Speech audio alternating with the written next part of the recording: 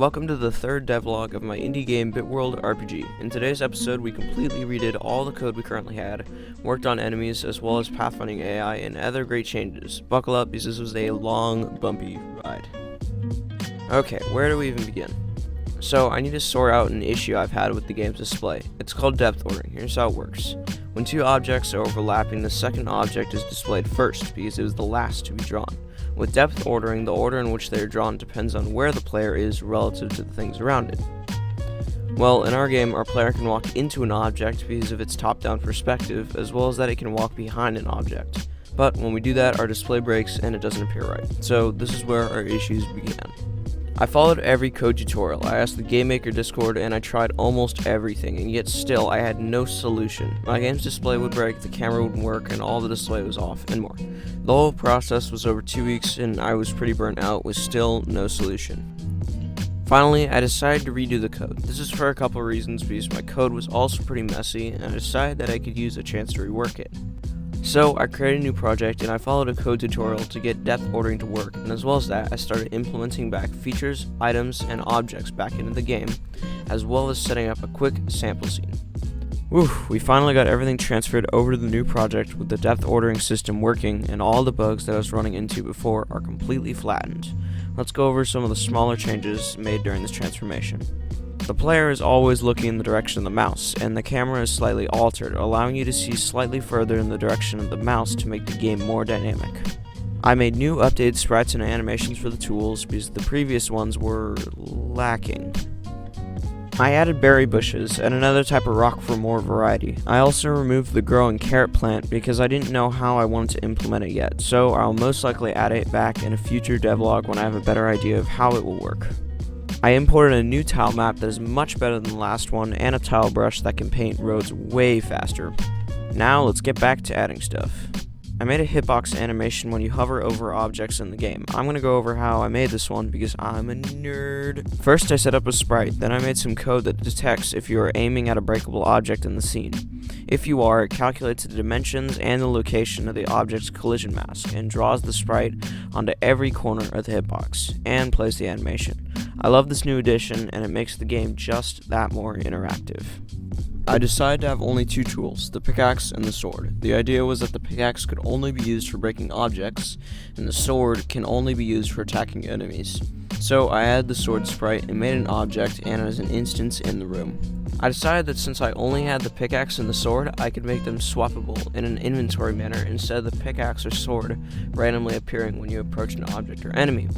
I made it so you could press 1 or 2 or use the scroll wheel to swap between the two items. I made a few changes to the player too. I scaled the player down to match the 16x16 art style that the rest of the map had, in suggestion to a comment on my previous video. Well now, I think it is finally time to start adding some enemies to my game.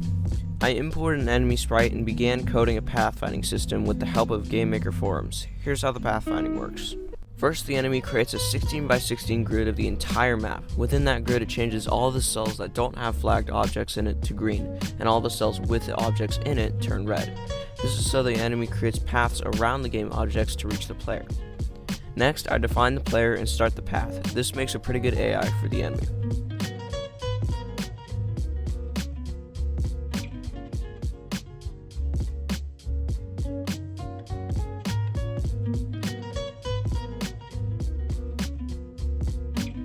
But I was of course having another issue with the enemy.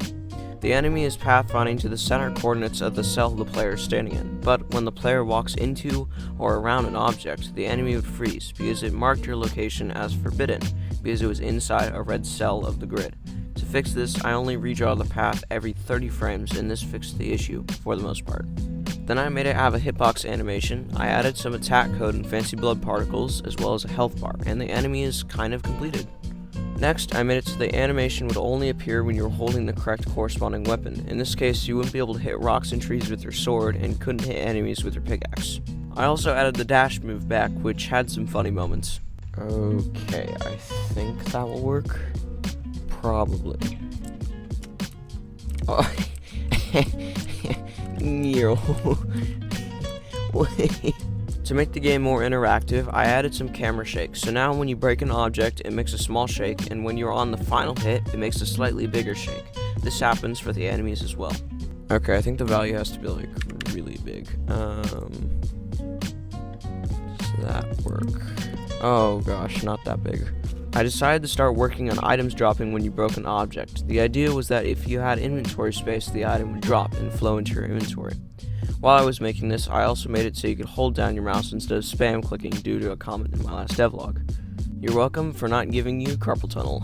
Then I found a website that can generate sound effects. I made sounds for all the respective objects in the game. And after all this, here's how the game looks now. Enjoy.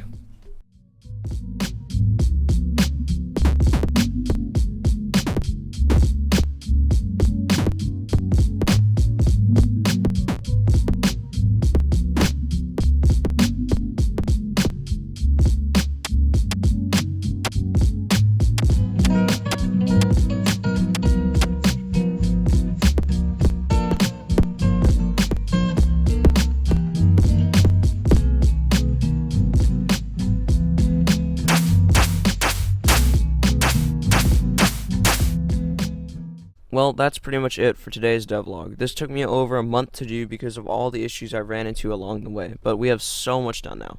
Thank you for watching. Leave your suggestions for the game below in the comments, join the Discord, and leave a like or subscribe if you enjoyed. Bye!